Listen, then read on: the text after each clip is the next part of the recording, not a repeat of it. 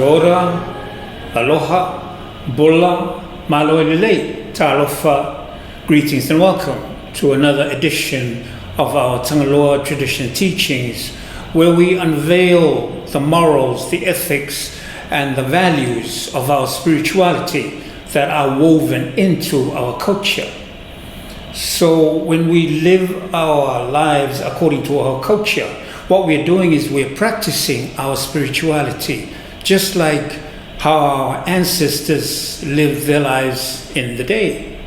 And when we do that, not only are we connecting with our ancestors, we have also become one with the mana, the energy, the god of Moana, Tagaloa, the mana of Moana. Tagaloa Tradition teaching this week is on discipline, growing up in a village. What is discipline?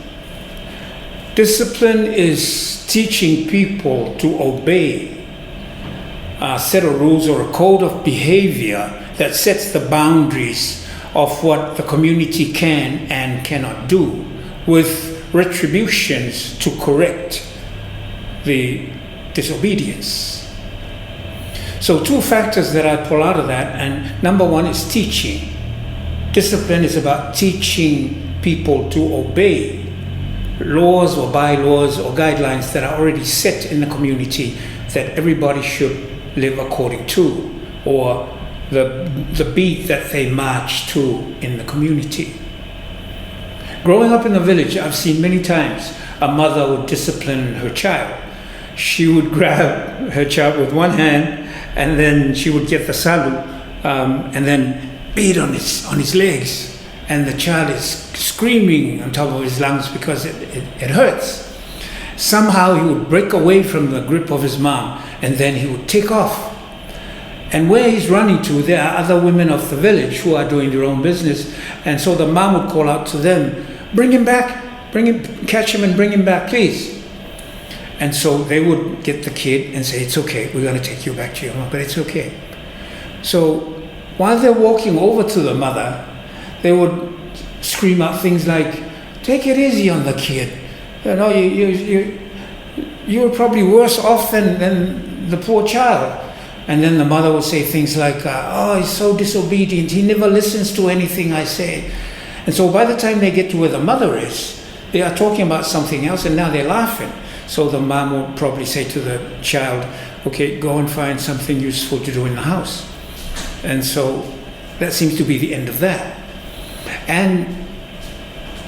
But at night when they have dinner, remember I spoke about this last week, that when you have dinner in the home, mom and the dad eat together with the girls, because the girls have a special place in our indigenous culture.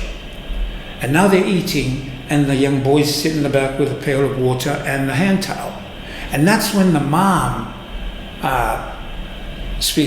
talks to the young child and says, "Do you know why I spanked you today?"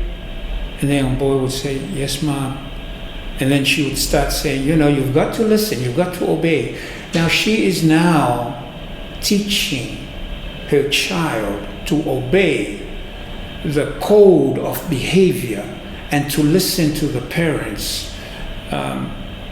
Otherwise, there is a penalty to pay, like he found out with a broom on his legs. So you see, discipline has a profound connection to our personal growth. I've also seen discipline in the village of young men, maybe in their late 20s. And I saw this one time. It was a woman that screamed, "Thief, stop the thief," in the middle of the day. And then we looked, and there's this young man running out from the woman's house, and the woman chasing after her. Now he was running over to the young men of the village who I think they were playing volleyball. So everybody stopped playing volleyball and chased after the guy and knocked him out cold. And when the woman finally caught up with the thief, and then now she's starting to punch him, and the boy said, "No, it's okay, man, it's okay. Anyway, what happened?" And then she would explain what he did.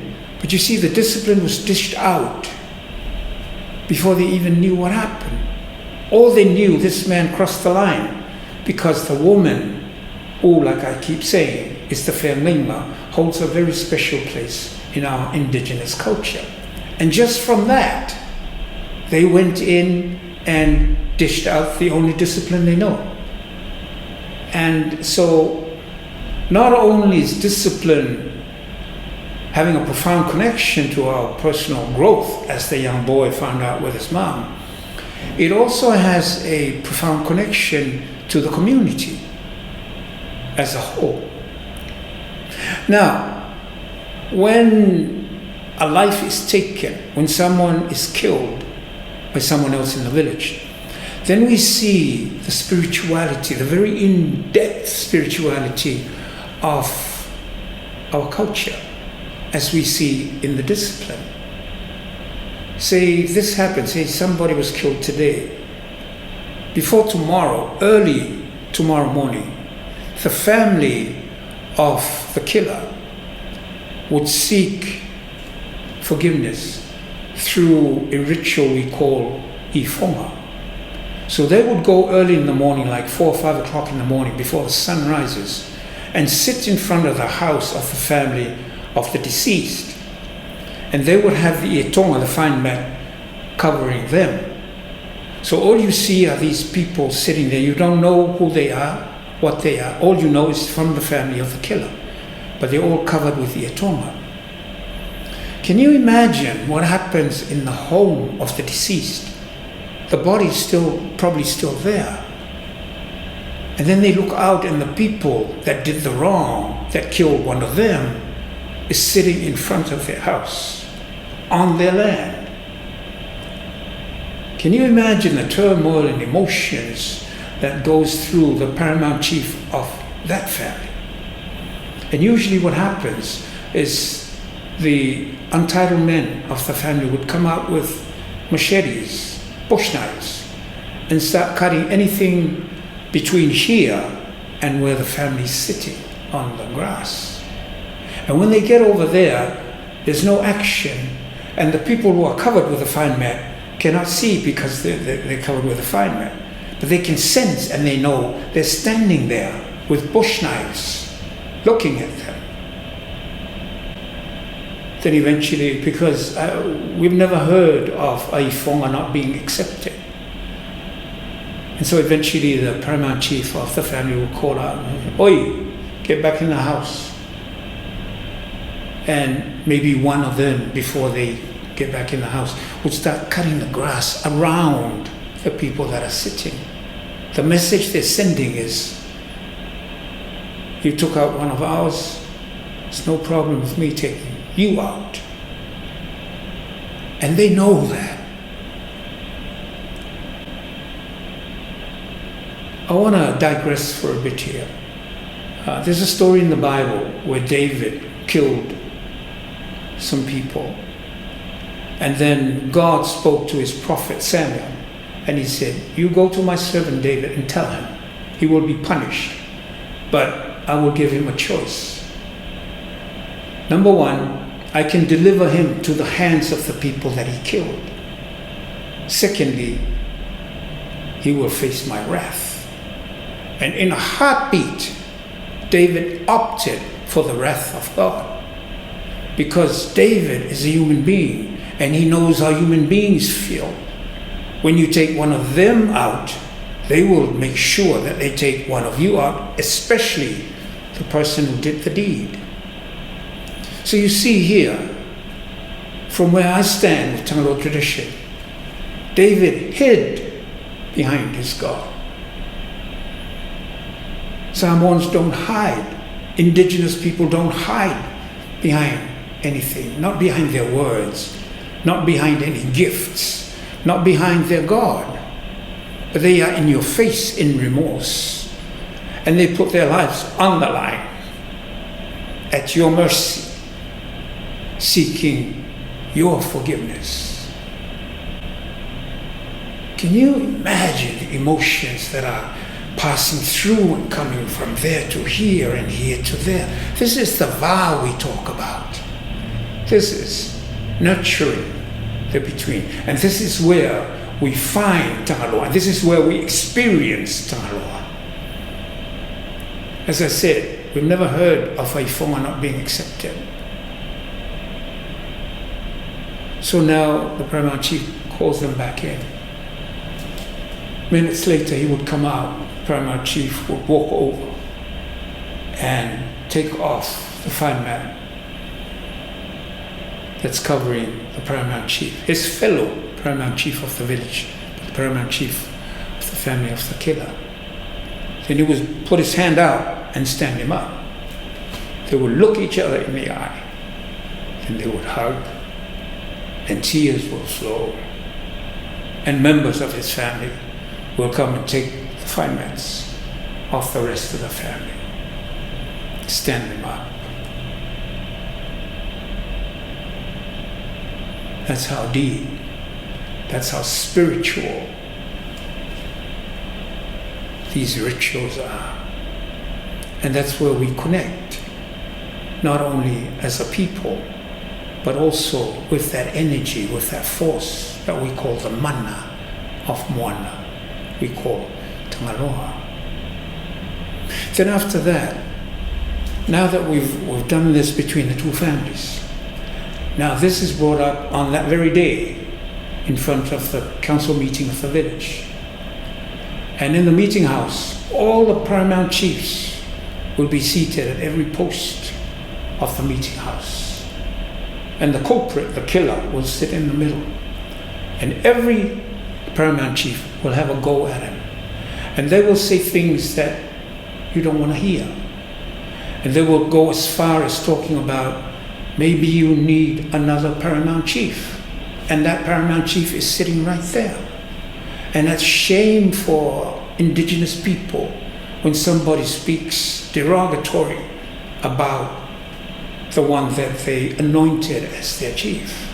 But that's what's happening here. This is part of the discipline. It's the hurt and it's the shame that's put upon you. Then after that, we dealt with the village, and then they would give you a penalty. And usually what they do is they say, Selau au makua. Au makua is a female pig, a soul. They don't want male pigs, boar. No, they want female. And 100 of them. And they want it by tomorrow, same time tomorrow. But the question asking us growing up in the village, why do they ask for the soul? Why not, whatever, but pigs, 100 pigs? It's because they figured this is how we penalize them. This is how we correct the disobedience. This is how we try to correct the beat, so the rhythm is back where the community can march in harmony. Is to cut their lifeline, because whenever there's a falavelave and a family brings the biggest pig there is, everybody will look at it as they contributed the most. So if a soul can have 3 liters, and each liter would be 15 piglets, so it's about 50 pigs a soul. So when they want you to kill and bring 100 souls, that means you've cut your supply line of 5,000 pigs. This is their way of discipline. Now after the village is done, then we go to the paramount chief's home. The paramount chief now talks to them and see how they can all work together to get the fine that has to be delivered by tomorrow. Then after that, they go to the immediate family of the killer, his mom and his dad and his siblings. And half the time, that's where we hear that his father gets into him and really beat him up. That's justifiable discipline in our culture.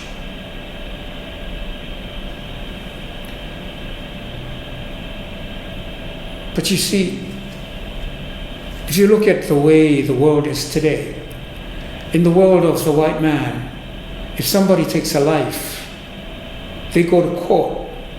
And when they come out of court, there is a loser and a winner. And the loser usually would serve a life sentence or 2 life sentences. That means he's carcerated from the community. He's carcerated from society. Or it's either he gets a lifetime or he's on death row. So that's the legal justice here in the white man's world. In the indigenous world of Moana, we seek restorative justice. Restorative justice in the sense that the council of the village, the police that police the village, want to set the drum beat again to the beat that the village marched to before the murder happened. And that'll restore back order, law and order, and a sense of community back in the village. Also, after all this, the killer would be frowned upon by every member of the village. When they see him coming, they would cross the street. And when they see him sitting there, they won't go there, they'll go somewhere else. And this can go on for 2-3 years. And this is all part of the discipline. And sometimes a paramount chief of the village would call out to him and say, "Oi, go and get something or other." And he would gladly get up in front of everybody, almost saying, "Look, I think he's accepted, a paramount chief has accepted," so he'd go and do that. And then on Saturdays, when the priest or the reverend does his visiting the village every Saturday, then he would come and visit with the murderer. Every Saturday he would talk with him. Eventually the village see that he's now coming to church. And then from that, maybe 5 years later, because I've seen this happen, 5 years later, he was made a deacon in the church. And when that happens, everything then is almost forgotten. And he's ushered back into the community. So you see, no life is ever lost, irrespective of the disobedience. That's the difference between legal justice of the white man's world and the restorative justice of the Matai system, the indigenous world. Discipline. Discipline has a profound connection to our personal growth. Discipline has a profound connection to our community, us all as a community. And it is things that come up when there is no discipline and we're trying to get back to walk the way we did before it happened. That's where we meet our God, the energy, the force, the power, the mana of Moana we call Tagaloa.